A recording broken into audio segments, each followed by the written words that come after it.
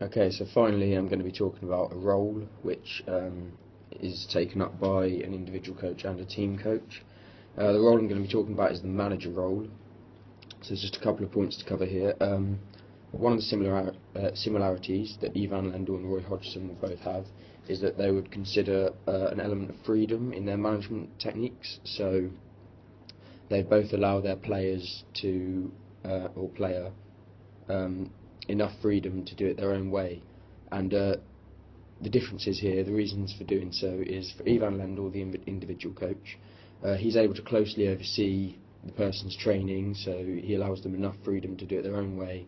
However, if he does see something wrong, then he's just able to go and correct that and then allow them to flow in their own natural sort of way. With Roy Hodgson, however, the reason he incorporates freedom into his management style is that due to the fact he's managing so many people and each person is individual, he needs to allow them enough freedom to adapt their own skills to the activities taking place, because obviously if he were to get every single person to do it exactly the same way, then some people would take to it and some people wouldn't. However, that doesn't mean that one of them's capable and one of them isn't. The other type of management style which they both take on is an authoritarian style. This basically means that they tell them exactly what to do and how to do it, and it has to be done that way, which is obviously the complete polar opposite of freedom.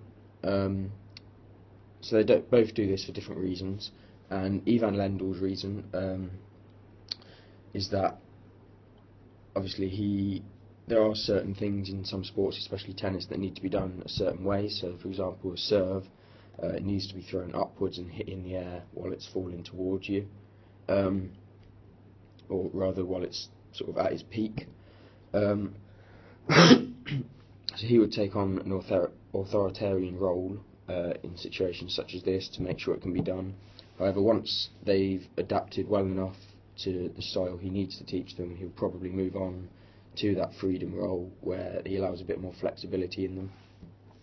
And Roy Hodgson, finally, if, for example, England had just played a game and there was a set piece such as a corner, or there were a few corners taken, and they just really weren't up to standard, then it would be quite likely that Roy would take on an authoritarian position and make them do drills, the corners, place the players exactly where he wants them, tell them exactly what to do, and just repeat this until they get it right, because obviously taking corners is quite an important thing in the game of football. It can be the difference between scoring and not scoring. So he'd make sure that he stands firm and makes them get it right.